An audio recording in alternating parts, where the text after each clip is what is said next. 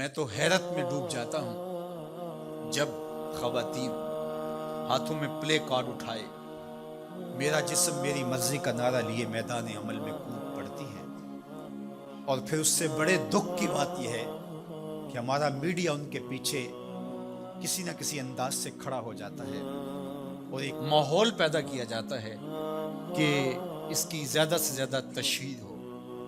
میرا معاشرہ، میرا دین، میری مشرقی روایات، میرا کلچر، میرا تمدن، میری تہذیب اس کی حمایت نہیں کرتا۔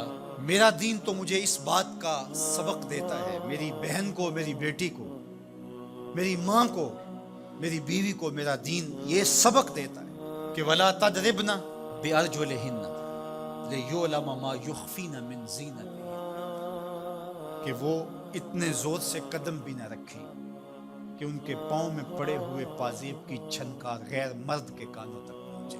جو اسلام اپنی شہزادیوں کے پاؤں میں پڑے ہوئے پازیب کی جھنکار بھی غیر مرد تک جانے سے روکتا ہے، تو کیسے گوارا کیا جا سکے کہ ٹھمکے لگا کے عورتیں ہاتھوں میں پلے کارڈ اٹھائے بلند آواز سے نعرے لگا رہی ہوں اور جو ہے وہ دھمک دھمک کر کے جو ہے وہ اپنے حقوق مانگ رہی ہو۔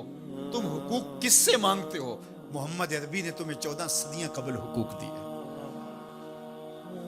اور اگر تم اسلام کو نہیں مانتی اور اسلام کے ضابطوں سے انحراف کرتی ہو تو تمہیں میں ایک نقشہ ماضی کا دکھانا چاہتا ہوں کہ تمہارے وجود کو بھی گوارا نہیں کیا جاتا۔ اٹھا کر کے سسکتی بچی کو زندہ درگور کر دیا جاتا۔ بھائی اس لیے کاٹ دیتا تھا کہ کل کوئی میرا بہنوئی نہ کہلائے۔ عکاس کے میلے میں بیٹوں کے ہاتھوں مائیں فروخت نہیں ہوئی؟ تذلیل کا اور کیا روپ تھا جو عورت نے نہیں دیکھا تھا؟ یہ تو اسلام کا فیض ہے کہ اسلام نے ماں کا روپ دیا، اسلام نے عورت کو بہن کا روپ دیا، عزتوں کی مسند پہ بٹھایا۔ بیٹیاں زندہ درگور ہو رہی تھی، میرے حضور نے کہا میری فاطمہ میرے جگر کا ٹکڑا ہے۔ اس کو بتایا کہ تو تکریم کی جگہ پہ ہے، تو عزت کے مقام پہ ہے، اور حضور علیہ السلام سے سیدہ ملنے آتی، حضور اٹھ کے استقبال کرتے۔ عورت کہتی ہے مجھے حق نہیں دیا گیا جتنے حق تجھے دیے گئے۔ مرد کو وراثت میں ایک حق دیا گیا، عورت کو 2 حق دیے گئے۔ وہ باپ کی وراثت میں بھی حق لیتی ہے، شوہر کی وراثت میں بھی حق لیتی ہے، اس کو 2 حق دیے گئے۔ تو یہ تو عزت اسلام کی دی ہوئی ہے، یہ تو وقار اسلام کا دیا ہوا ہے۔ اسلام نے تجھے تکریم کی مسند پہ بٹھایا، اسلام تمہیں عزت کے مقام پہ بٹھایا، تو آوارہ ہو گئی؟ تو ہاتھ میں پلے کارڈ اٹھائے بازاروں میں گھومنے لگی، آوارگی کو اپنا حق سمجھنے لگی؟ یہ تو نقص تھا، یہ تو جاہلیت کے زمانے کی عورتوں کا مزاج تھا۔ تجھے تو یہ کہا گیا فَلَا تَخْضَعْنَ بِالْقَوْلِ فَيَطْمَعَ الَّذِي فِي قَلْبِهِ مَرَضٌ، کہا کہ جب دروازے پہ دستک ہو یا تو فون اٹھا لے، مجبوری ہو کسی غیر مرد سے تجھے بات کرنا، تو تجھے میرا دین کہتا ہے اپنی آواز میں لوچ نہ پیدا ہونے دینا، آواز کو تھوڑا سا کرخت کر دینا، دل کا کوئی روگی تیری آواز کی نرمی سے کوئی اور معنی نہ نکال لے۔ تو اتنی پاک اور پردے دار ہے کہ تیرے بارے میں خیال بھی پاک رہنے چاہیے۔ تجھے دیکھ کے مرد کو ادب سے نظریں جھکانے کا حکم دیا گیا ہے۔ نگاہیں نیچی کر لو، محمد کی شہزادی آ رہی ہے۔ نگاہیں نیچی کر لو، فاطمہ کی بیٹی آ رہی ہے۔ نگاہیں نیچی کر لو، عائشہ کی بیٹی آ رہی ہے۔ تو عزت کے مقام پہ بٹھائی گئی، تو کس نے تجھے آوارہ کر دیا؟ کس نے تجھے بدچلن کر دیا؟ چند ٹگوں پہ، چند ملکوں کے سرمائے پہ، اور چند آوارہ عورتوں کے کہنے پہ جو مغرب کی وظیفہ خور ہیں اور جو نہ نظریہ پاکستان کو مانتی ہیں اور نہ ہی نظریہ اسلام کو مانتی ہیں، ان کے کہنے پہ تو ان کے ساتھ جا کے کھڑی ہو گئی؟ پلٹا واپس، تیری راہیں تیرا دین دیکھ رہا ہے۔ یہ 4 دن کی زندگی ہے، یہ بکھر کے ٹوٹ جانے والی سانسیں ہیں۔ آجا، تیرا دین انتظار کر رہا ہے، تیری نسلیں تیرا انتظار کر رہی ہیں۔ بطول باش و پنہا شو ازیں اثر کہ در آغوش شبیر بگیری۔ اقبال نے کہا بہن بطول بن جا اور زمانے کی نگاہوں سے پوشیدہ ہو جا، پھر تیری آغوش میں بھی حسین کے جانشین پیدا ہوں گے۔ تو مغرب کی ٹینو نہیں ہے، تو محمد کی بیٹی ہے، اور تیرا پردہ تیرے لیے بوجھ نہیں ہے، تیرے پردے کی ایک ایک سلوٹ تیری آبرو کا پیرا ہے۔ تیرا برقع تیری عظمتوں کا نشان ہے۔ جب تو برقعے میں سمٹ کر، جب تو شرعی پردے کے ساتھ ڈھیلا لباس پہن کے گھر سے کسی کام سے مجبوراً نکلتی ہے تو فرشتے بھی ادب سے سر جھکا لیتے۔ حضرت عبداللہ ابن عباس غالباً بیٹھے تھے تو آپ کے پاس کوئی تابعی بیٹھے تھے، تو اچانک آپ نے فرمایا تمہیں جنتی عورت نہ دکھاؤں؟ انہوں نے کہا جی دکھائیے۔ تو کہا وہ جو سیاہ رنگت کی خاتون گزر رہی ہے یہ جنتی ہے۔ تو انہوں نے کہا وہ کیسے؟ کہا ایک دن یہ حضور کے پاس آئی اور آقا کریم سے کہنے لگی حضور میرے لیے دعا کر دیجیے، مجھے مرگی کے دورے پڑتے تو میں گر پڑتی ہوں، تو آپ میرے لیے دعا کر دیجئے میں اس بیماری سے بچ جاؤں۔ تو اللہ کے محبوب علیہ السلام نے فرمایا اگر تو صبر کرے تو تیرے لیے جنت کا وعدہ ہے، آپ کہو تو میں دعا کر دیتا ہوں تم ٹھیک ہو جاؤ گے، لیکن اگر تم صبر کرو تو جنت کا وعدہ ہے۔ تو اس نے کہا ٹھیک ہے مجھے منظور ہے، جنت وعدہ ٹھیک ہے، لیکن جب میں گرتی ہوں تو میرا پردہ کھل جاتا ہے، عورت ذات ہوں، چلو ٹھیک ہے بیماری رہے گروں بھی لیکن اتنی دعا تو کر دیں کہ پردہ نہ کھلے۔ تو اللہ کے محبوب نے فرمایا ہاں یہ دعا میں کر دیتا ہوں۔ کہا کہ مرگی کے دورے سے اب بھی پڑھتے ہیں، اب بھی گر جاتی ہے لیکن اللہ اس کے پردے کی حفاظت کرتا ہے۔ اللہ اکبر! تو پردہ کتنی اہم چیز ہے اور ہمارا دین ہمیں اس کی تلقین کرتا ہے کہ تمہارا حیا نہیں لٹنا چاہیے، تمہارے پردے کی حفاظت رہنی چاہیے۔ حیا دین ہے اور حیا کے ساتھ اسلام کا تعلق کتنا گہرا ہے کہ یہ دونوں جڑی ہوئی چیزیں ہیں، ایک رخصت شے ہوتی ہے تو دوسری بھی رخصت ہوتی ہے۔ مجھے بھی آپ کو بھی عملی کوشش بھی کرنی چاہیے کہ یہ جو ذرائع ہیں حیا باختگی کے، ان سے اپنے آپ کو اور اپنی نسل کو بھی بچایا جائے، اپنی معاشرت کو بھی بچایا جائے، اور دوسری بات کہ ایمان کی تکمیل تو حیا سے ہی ہے، یہ باڑ ہے ایمان کے لیے، اگر یہ باڑ اتر گئی تو ایمان پر حملہ ہو جائے گا۔ تو ہم مغرب کی نکالی میں اس کو ترقی نہ سمجھیں، اگر حیا باختگی لباس مختصر بلکہ اتار دیا جانا یہ ترقی اور کامیابی ہوتی تو پھر تو کعبہ اللہ کا ننگے طواف لوگ کیا کرتے تھے، وہ ترقی یافتہ ہوتے۔ تو برہنہ ہو جانا یہ حیوانیت کی طرف سفر ہے، یہ کامیابی نہیں ہے، یہ عروج نہیں ہے، یہ فیشن اور ترقی نہیں ہے، یہ تو اخلاقیات سے کنارہ کشی ہے، یہ تو حیا باختگی ہے۔ اسلام ایک روشن خیال دین ہے، اسلام ترقی یافتہ دین ہے، اسلام انسانی مزاج سے ہم آہنگ دین ہے، انسانی ضروریات کے تقاضوں کو پورا کرنے والا دین ہے، انسانیت سے ہمارے مزاج سے ہماری فطرت سے ہٹ کر کوئی دین نہیں ہے۔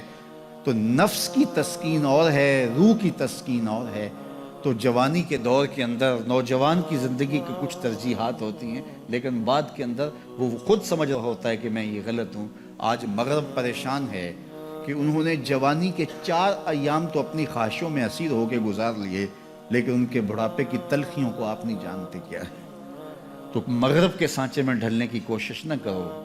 وہ اقبال نے کہا تھا نئی تہذیب تکلف کے سوا کچھ بھی نہیں، چہرہ جو نہ روشن ہو کہ تو کیا حاجت گلگوں نہ فروش۔ اندر کچھ ہو ہی نہ اور اوپر میک اپ کیا ہوا ہو تو وہ تو کبھی اترے گا، جب اترے گا تو نیچے سے کیا بلا نکلے گی۔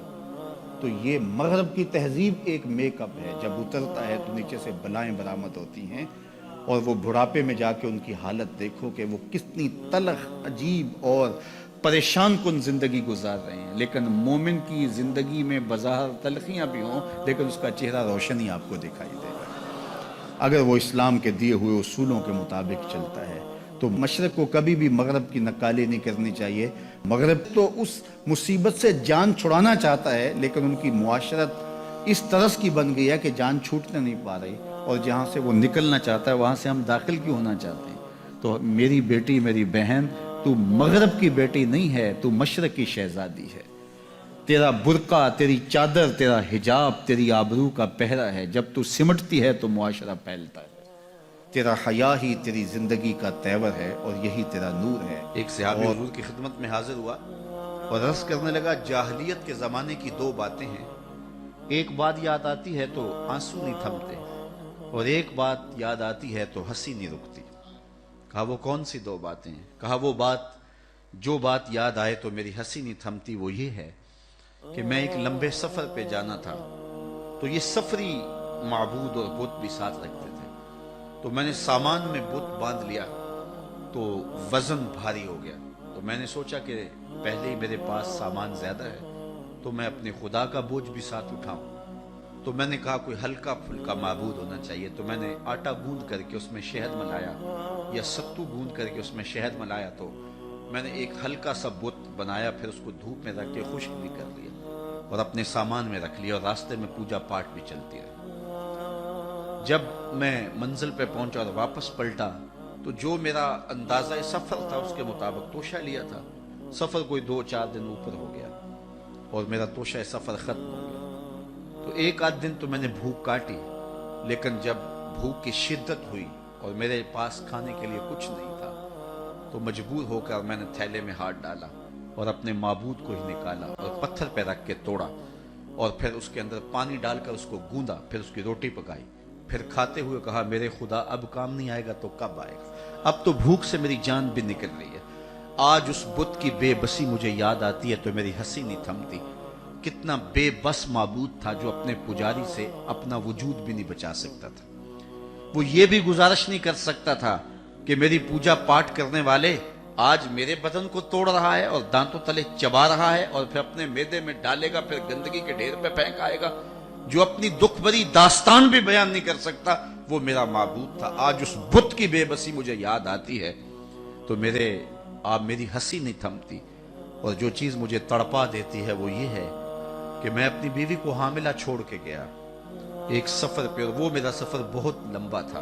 کئی سالوں کے بعد واپس پلٹا تو میرے گھر کے آنگن میں بیٹی کھیل رہی تھی, اور میری بیوی نے اس ڈر سے کہ یہ بیٹی کو زندہ درگور کر دے گا, بیٹی کی توتلی زبان پر میرے لیے محبت کے خوبصورت جملے رکھ دیے.